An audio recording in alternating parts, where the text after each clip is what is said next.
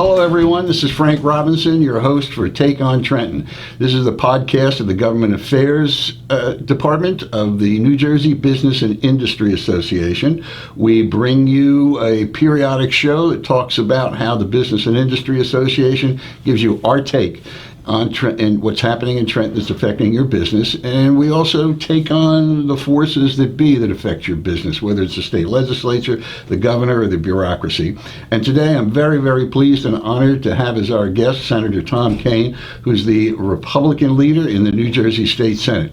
Thank you for coming, Senator Tom. It's great to be with you, sir. Senator Tom has been in the state legislature for about 18 years. He came into the General Assembly filling a vacancy in April of, I guess it was 2001. 2001. And I just want to let you know it was my pleasure and privilege to be there at his swearing in. I was executive director of the Assembly Democrats at that point in time, and the vacancy occurred because Assemblyman Alan Augustine had resigned for health reasons, and very quickly they were filling the vacancy, and I got a phone call from the Speaker of the General Assembly, Jack Collins. He said, "Mr. Robinson, please send all your members to the floor because we're swearing in new Assemblyman Tom Kean, and his father's here, Governor Kean. Get all your members down here." Mr. Speaker, they've all gone home.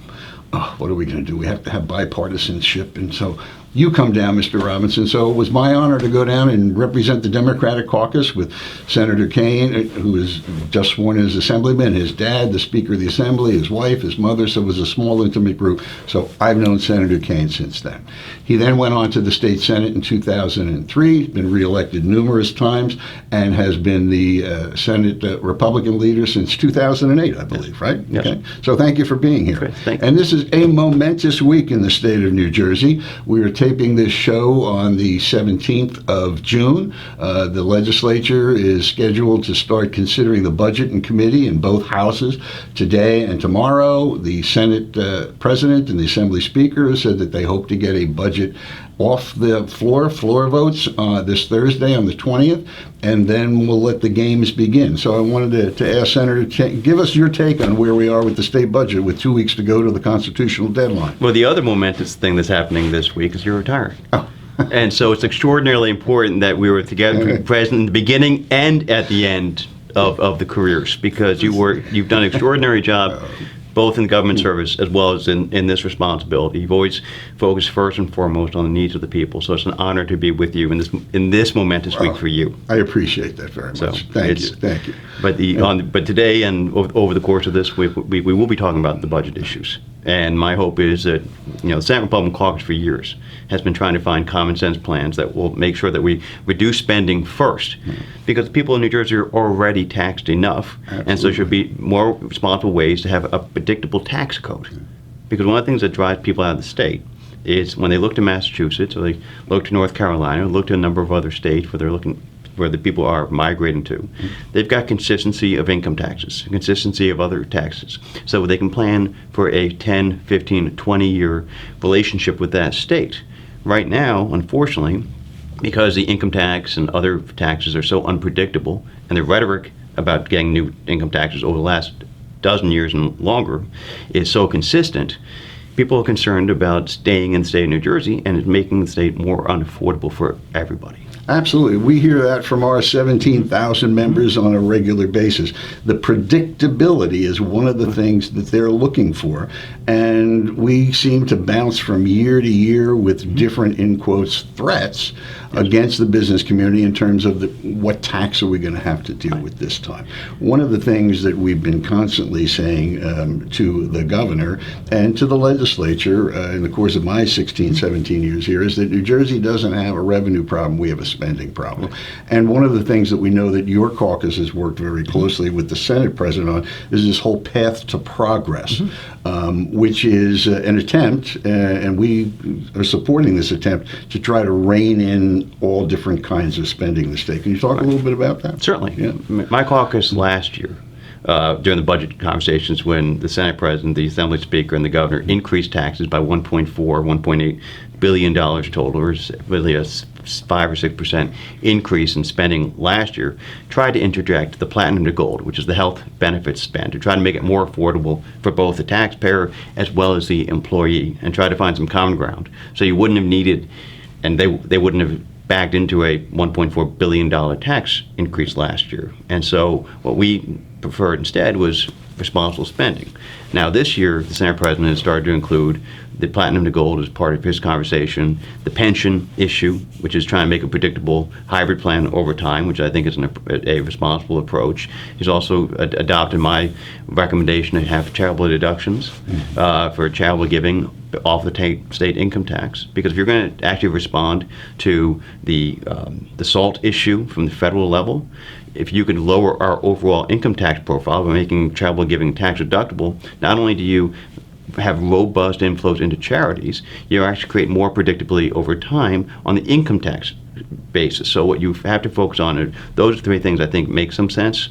I've got some concerns regarding the regionalization of schools, because I certainly think education is something that should be done very, very locally, because that is a thing that everybody's focused on very clearly. So I support a number of the reforms that Steve has talked about, but I've got some great concerns regarding the regionalization of education, because I think that the larger education blocks are, I think the less effective they will be and less beneficial for each and every student. Well, a number of members of your caucus were very active in that whole process, and I think it's 27 bills have been introduced at this point in time, and some of them are starting to move, but they are kind of controversial. One of the things that we've been very supportive of too is the whole process of looking at the health benefits too, and as you mentioned, from platinum to gold is very, very important, because it's a number one issue for our members. Is, I mean, everyone would think it would be taxes, and that is in the top 3 or 4, but it's trying to pay for the health benefits for their employees. About almost 90% of our members tell us that they have some kind of health benefits plans for their employees, but they can't afford the kind of plans that we as taxpayers are paying for the state employees. And you don't want to have a situation where anybody's choosing between their medication and their rent. And so you've got to find a responsible way to make healthcare more affordable for people, but also make sure that it's got the right provisions for people, pre-existing conditions and all those things that are very important for people to have in their healthcare plans. Now, and I know that the legislature is starting to move on a number of pieces of bills about health care right now. And you as a legislature dealt with the issue of the out-of-network surprise bills that people get. And do you have any idea where we're going to be 6 months from now in terms of the whole issue of how we're dealing with health insurance and health care in the state? I think it's an issue that everybody focuses on every day, because we get calls into our office, whether there are changes at the federal level over the years or changes at the state level.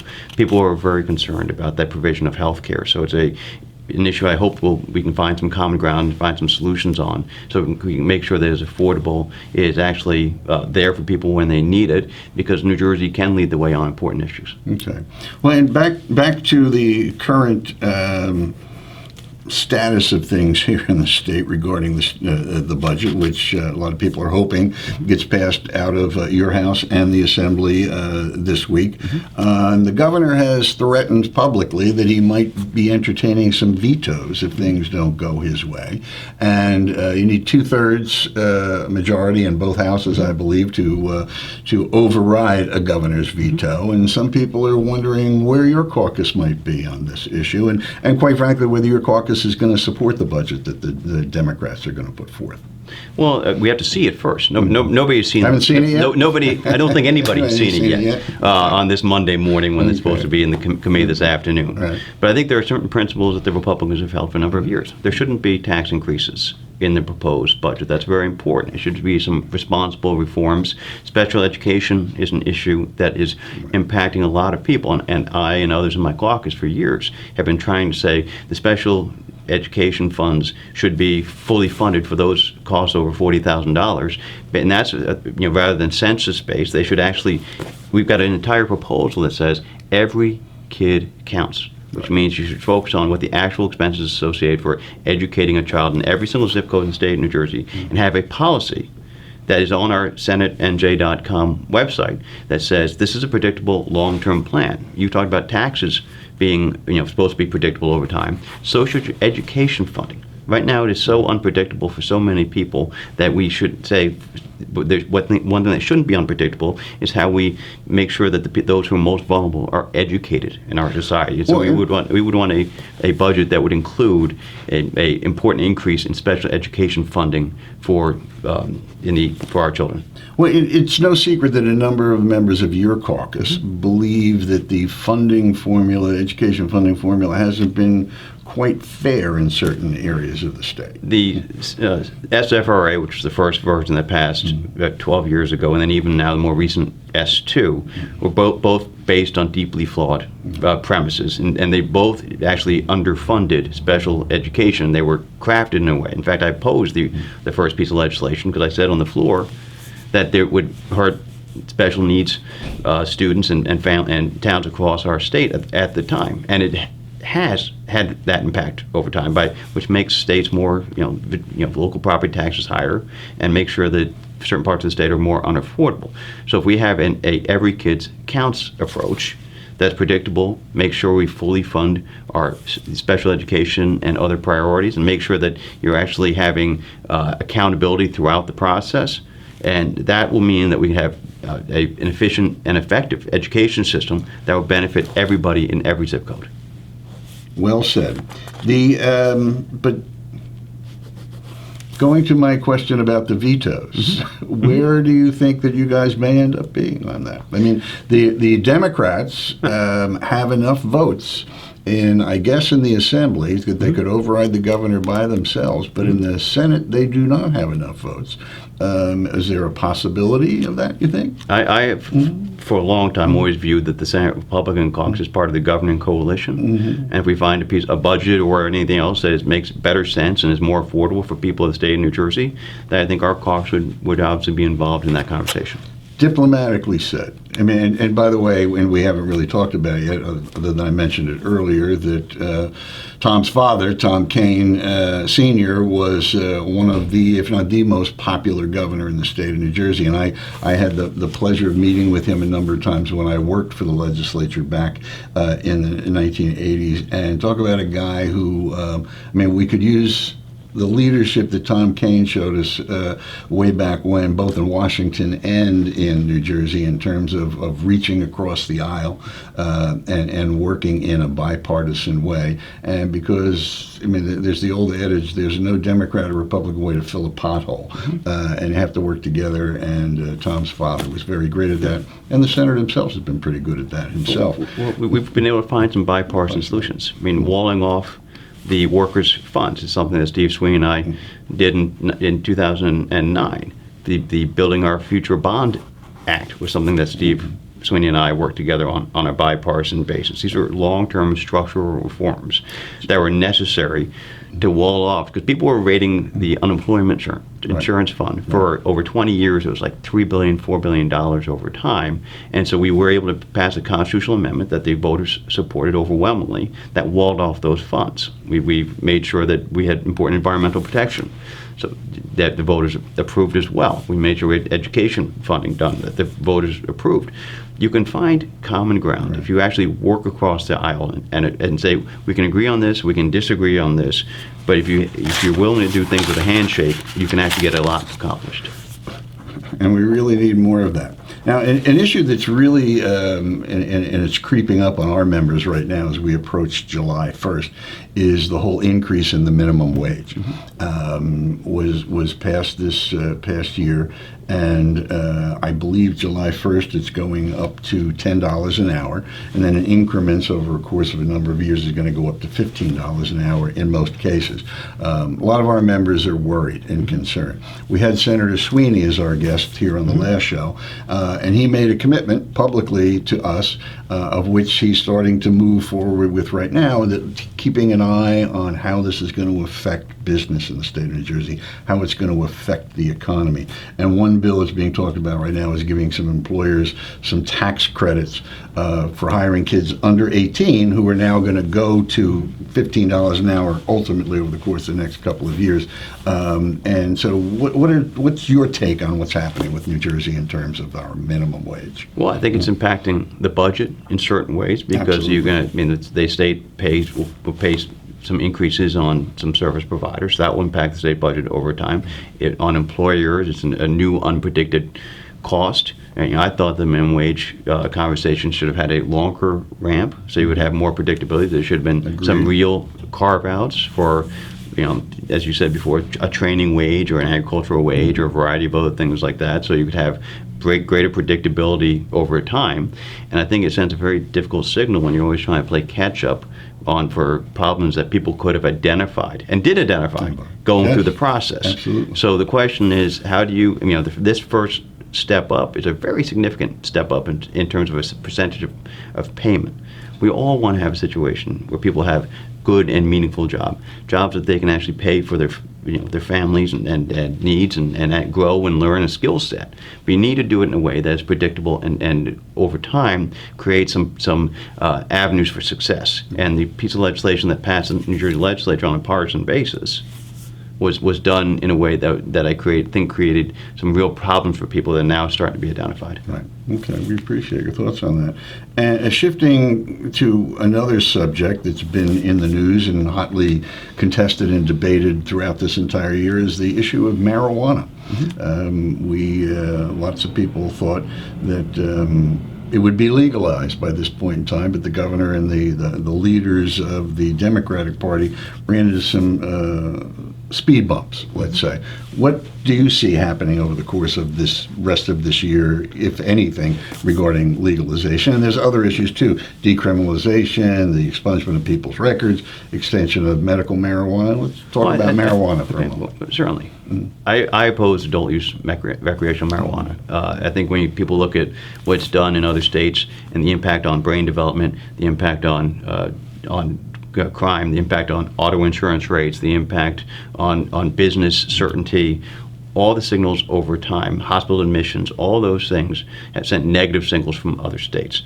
So, but I also think that he had a lot of individuals from urban centers that were concerned, Democrats that were concerned about the impact on their populations, and so I think the majority of the people were obviously against the full adult use legalization in the state of New Jersey because of the impact it would have had on all of our communities across New Jersey. What I was frustrated by was it delayed medical marijuana conversation. The medical marijuana solution should have been passed 2 years ago. The decriminalization conversation should have been had 2 years ago, and people like Ron Rice and Bob Singer and Joe Crine started to lead that conversation a year and a half ago, 2 years ago, when Governor Murphy was coming in. And it was unfortunate that the efforts to do the adult use delayed important necessary expansions in medical marijuana, had stopped the conversation of decriminalization. So I think we can start to have a much more rational conversation right now, but the decriminalization and the medical marijuana is a conversation that needs to be had now. Think something's going to happen by the end of this year? Hopefully. On medical marijuana, I think it should happen today. Right. I mean, there's no reason that this should have been delayed as long as it's been. It's frustrating and dangerous for so many families that can get a benefit from there. And the conversation on a decriminalization or a variety of other things is something that I know that there are some bipartisan conversations going back again a year and a half between Bob Singer and Joe Crine and Ron Rice to say what's a predictable way. But when the governor tried to put a 5-pound expungement, through that as a solution, and intent to distribute would be get automatically expunged. I mean, those are things that people looked at as non-common sense answers to the issues that are impacting people across New Jersey. We will wait to see what happens on the rest of it. One of the major concerns that the business community and business and industry has had regarding the legalization was the effect on the workplace. Mm-hmm. And we were happy to see that amendments to the bills, which haven't moved yet, would include the protections, quite frankly, of employers' rights in terms of the workplace, because we're concerned about safety, whether you're a factory or a security guard or someone who's a driver, working under the influence could be a problem for us, and so we were thankful that the legislature did put those protections in. Any surprises that you know of that the business community could anticipate in the next week or two? One of the things that we always talk about is that everything is all set. There aren't going to be any new taxes this time because the Senate President and the Speaker plan that they're not going to put any taxes up for the vote, that there's nothing lurking in terms of something like paid family leave or the minimum wage, anything that we need to be worried about that you might be able to tip us off to? I think you should be, ever present in your efforts, because this is always where there are surprises. Right. And that gets back to our earlier part of the conversation, the unpredictability of the budget process. Right. Yeah. I mean, we should have a constitutional amendment in this state that caps the state budget at a 2% increase per year. Because then, just like you have at municipalities and school boards, if you have that 2% cap, you wouldn't have a 1.8% over 8 years increase on average, right, and then a 5 year, 6 years, 7% increase in 1 year. I mean, that blows all the restraint and responsible budget processes in the years past. Because what you need to focus on is you need to have the 2% cap. You need to have the structural reforms. You need to have the tax predictability over time, because what that does is, right now, we talk about 10, 15-year plans. Right now, people in New Jersey are saying, wait, in 5 years, I'm looking to leave because my kid is getting out of high school or college. I'm getting my next job. I'm retiring because Pennsylvania has a different tax structure, right, for example, and they're not going to Pennsylvania for the weather. They go in there for the taxes. True. And so what you have to figure out is, how do we say, like other states do? People look at Massachusetts, and there's a report that says nobody since 1977 has done a better job at changing the reputation, which used to be called Taxachusetts, right, than Massachusetts. They've got a higher education system that is second to none. They've got a business incubator process and innovation entity that makes some sense. They've got predictability in their tax codes, and it doesn't matter whether it's got a Republican governor or a Democratic governor. New Jersey should be leading the way on higher education innovation. We should be leading the way on tax predictability. We have the smartest, most talented population, best educated, industrious people with extraordinary skill sets. We should put them to work in a way that people say, I want to be in New Jersey for not 5 years, I want to be in New Jersey for 10, 15, 20 years. And that way you have 3 generations of families say, I want to have my future in New Jersey. Once you have that conversation being had in a robust way, there's nothing that's going to hold New Jersey back. Everybody, listen to what the senator said. One last thing, and then we're going to wrap up the show. I promised to get the senator back to the State House for a busy day of committee meetings and seeing what's going to happen with the budget, and he's got to lead his caucus. But he recently announced that he's planning on running for the U.S. House of Representatives in 2020, and we just wanted to touch base with that and see how things are going. It's going very well. Thank you. Okay. No vote's been cast yet, but we're on a good pathway. Okay, great. Well, we wish you luck. But thank you. Ladies and gentlemen, Senator Tom Kean, the Senate Republican leader, joined us today on our take on New Jersey. I want to thank him for being here, and as always, I want to thank our producer and director, Vinny Civitella, for doing a great job for Take on New Jersey from NJBIA. This is Frank Robinson. See you next time. Thank you, Senator.